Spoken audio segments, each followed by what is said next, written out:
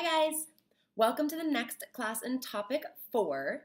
Today we're going to talk about aquatic food production systems, and this is a huge topic because it really marries the idea of human systems and environmental systems coming together to provide us with resources that we really desperately need.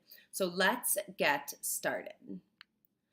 The first thing it's important to understand about aquatic systems is where our food comes from. So when you look at a picture of a marine ecosystem, a lot of food comes from this area that we call the continental slope or the continental shelf. That's important for a couple of reasons. First of all, just in terms of ocean circulation and fresh, cold water rising up here, it's important for food production. Also because according to the United Nations Convention on the Law of the Sea, it's the property of the nearest coastal country up to a distance of 200 miles.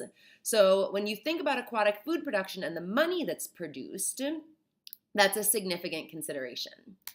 When you talk about aquatic food webs, you start by looking at phytoplankton. Those are the organisms in the ocean that create energy from sunlight. You can also talk about benthic organisms, which live on the bottom of the sea, and pelagic organisms, which live in the rest of the water. So that's just some good vocabulary to be familiar with. Let's go on to our next slide and start to talk about how we get food out of the ocean. So we get food out of the ocean through fisheries. A fishery is any situation where fish are harvested in some way. And fisheries are really important because worldwide, 3 billion people gain 20% of their protein intake from fish. Fishery exploitation is a really serious problem because currently more than 70% of the world's fisheries are fully exploited or overexploited. And we'll talk about fishery yield a little bit later in this presentation. The pictures that are included are living pictures of some commonly consumed fish. This is a yellowfin tuna. This is a cod, and you can tell the cod because they have this little chin whisker. And this is a trout. So this is a freshwater fish. These two are saltwater fish. And I've also included just some information about the top fish economies in the world in 2015 to give you an idea of the significance of this market from an economic standpoint. Super important. So we end up over-exploiting fish markets because there's so much value there. And a lot of times what happens is the collapse of a fish stock. And this is a question that comes up not infrequently on IB exams. So it's good to have an example in your repertoire of information. A really easy example for me to remember has always been the Newfoundland Canada cod fishing. This fishery closed in 1992. It yielded almost 1 million tons of cod at its peak per year. But it closed due to totally unsustainable use. The fish were starting to disappear, and the Canadian government decided to put the health of the overall environment above the economy of the area. And the economy of that area of Newfoundland collapsed almost overnight. And now it's a really good reminder of what can happen when a wild water resource is managed unsustainably. So that's a good example to know about when you start to think about what is called sustainable yield.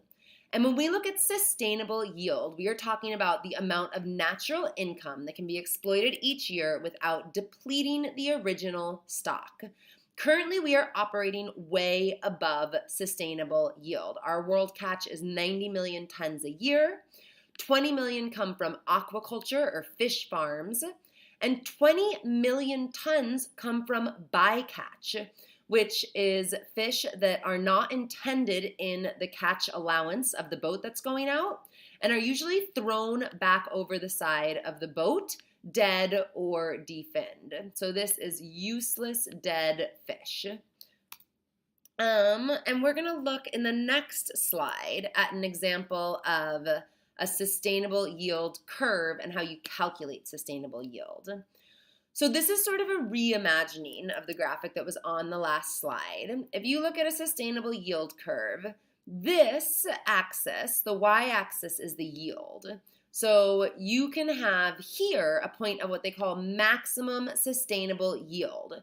which is when you take the growth and recruitment numbers and subtract the death and immigration, and anything that is left over you can take, and that is your maximum sustainable yield number. The problem with that idea is that it does not account for any environmental differences or problems from year to year. If you did a maximum sustainable yield calculation in the 70s and you're still operating from that same number, you're not taking into account the changing value of the sustainable yield, and you need to do that. So what ecologists recommend that people in the fishing industry operate off of is not the maximum sustainable yield, but the optimum sustainable yield, which is really more somewhere around here and gives a little bit of wiggle room for changing values in fish populations. You're not generally expected to be able to do maximum sustainable yield calculations, but they're relatively simple. It's just subtraction. So you should feel comfortable with that concept. Let's move on to your homework, where you're also going to be expected to do some sort of mathematical calculating and figuring. If you're following along in the textbook, the reading is pages 214 to 226. And the other thing that you are going to look at is an energy and efficiency calculation question worksheet. So you have a table in your associated document with this class that gives you a bunch of different activities and the amount of energy needed for each one, and you need to fit all of these activities into sort of a flow chart that's provided. The IB generally puts a lot of importance on understanding figures and diagrams, so it's good to have some practice in being able to do this on your own. So make an attempt at filling out that diagram. Remember, the activities should go in the storage boxes and the energy needed should go in the flow arrows. And when you think you have that well filled out, you can check your answers in the review video. See you there.